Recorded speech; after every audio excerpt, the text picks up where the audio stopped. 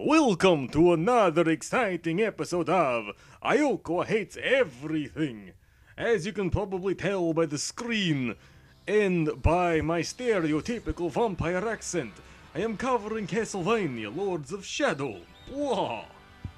Now that the stereotypical vampire accent is out of the way, what do you say about a game like Castlevania Lords of Shadow?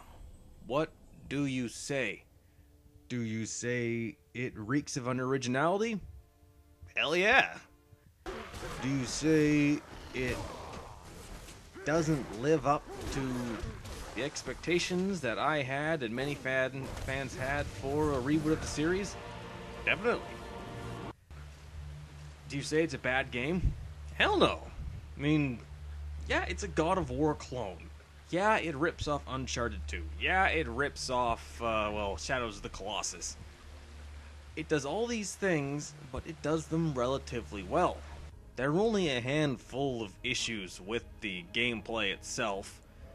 Not enough for me to say don't play this game. I mean, because it's a solid game. It has solid platforming, as you're seeing right now. It is solid God of War style combat. It is solid Uncharted style platforming as well. It's even got passable big giant beasts for you to climb around on, like Shadows of the Colossus. This game addresses everything that has been wrong with the previous Castlevanias that were made in 3D. To a certain extent, it fixes a lot, if not all, of the basic problems that, it had with, the 3D Castlevanias so far. It introduces a plethora of new ones, but none of these flaws are anywhere near as grandiose as they were in the previous 3D Castlevanias. The only real major in-your-face flaw, fuck you, why are you making me do this, is the delaying tactic. Just as a random example, there's this little motherfucker you're about to see. He's a El Chupacabra. And he randomly just appears about 5 times throughout the game, steals all your skills and abilities and shit, and makes you play a game of hot cold to find him with his high-pitched, shrill, annoying, wanna find the guy who designed this and crack him in the jaw voice. I mean, it's just, fuck me, does not even begin to describe how annoying this little motherfucker is. If there's any big example of what's wrong with the game, that's the core example.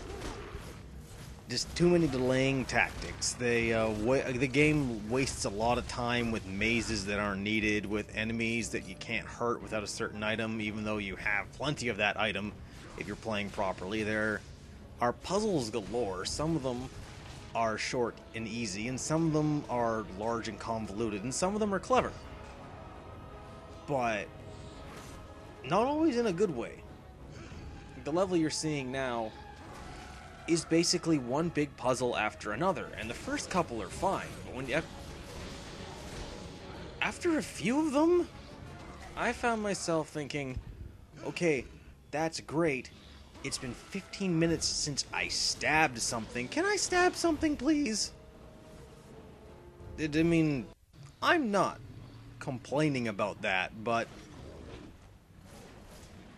I don't know, while the balance of the game is damn near, well, it's not perfect, but it's pretty close. I mean, there's a good balance of puzzles and platforming and fighting. Each level's a little repetitive. They all follow the same general structure. Run around, fight some enemies, platform, fight some more enemies, platform, do a puzzle, fight some more enemies, platform, maybe do another puzzle, and then you fight a boss and you're out of there. So it's not bad, but again, with the delaying tactics, the other major flaw of the game is pacing. Yeah, that's it. The number one flaw of the game, including the delaying tactics, is pacing. Another interesting thing about the game was they kind of went all out with the story, or at least they tried to. You play as Gabriel Belmont, who is out to get revenge for the murder of his wife and maybe resurrect her. Now, the game itself, very sparse. Very, very sparse when it comes to the storytelling. You're lucky if you get a cutscene per level. Some levels are, there's tons of cutscenes, others there's next to none. And I'm not gonna sit here and tell you that I expected a story-driven Castlevania. I didn't. I don't want a story-driven Castlevania. Story-driven Castlevanias can suck a fat one. That's not to say story is a bad thing for Castlevania, but I don't know about you, but I don't want to be going through moral quandaries when I'm smashing vampires and killing werewolves and complaining about stupid puzzles in music boxes with annoying, shrill-voiced witches cackling around in the background, ruining a perfectly good level. Excuse me, that's just... Sorry, a little bit of bile coming up from this particular level. It's annoying. I don't know, kind of went off on a tangent there. Point I was going to eventually make with this little rant. They paid Patrick Stewart probably a crap load of money to voice narration to open every level. And the events of the game don't always match up with the narration. In fact, they rarely match up with the narration. Your character is painted as a violent brute by Patrick Stewart's narration, but in the game, he's not violent. Well, he's violent, yeah. I mean, he's a monster killer, but I don't know. It's not like he's an angry, violent killing machine whose only mission in life is to get revenge for his dead wife. I mean, yeah, that's his mission in life, but he's got a heart. It's one of there's an inconsistency with every element of the game. And it's that one inconsistency with the gameplay, with its pacing, and that one inconsistency with the story, which is, well, the lack of connections to the main Castlevania series, and the general just annoying cast of characters for the most part, and the bad voice acting. It's just, I don't know, the only real connections to the Castlevania series come in monster names and characters and all that stuff. Nothing major. Now, my one final gripe is this. Nearly every demon who's female is topless. Why? I don't want to see this. It's a scary beast thing. And this is the closest you get to classy demon nudity. I mean, yeah, it's still sexually exploiting the character, but still. Why? Why? I mean, why scary, summonable, giant-breasted, naked demon chick? I don't understand.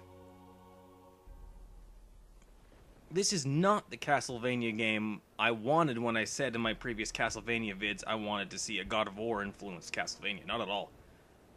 It's a great game, but there are so many inconsistencies that it just doesn't live up to what I was expecting. Not at all. I mean, when it all gets down to it, it is a solid, flawed experience. And I didn't mention this before, but the storyline's ending is just a twist out of nowhere. You will not see it coming. And it has a good balance of gameplay, but there are some issues with pacing. Take her easy, everybody. Snake, what's wrong?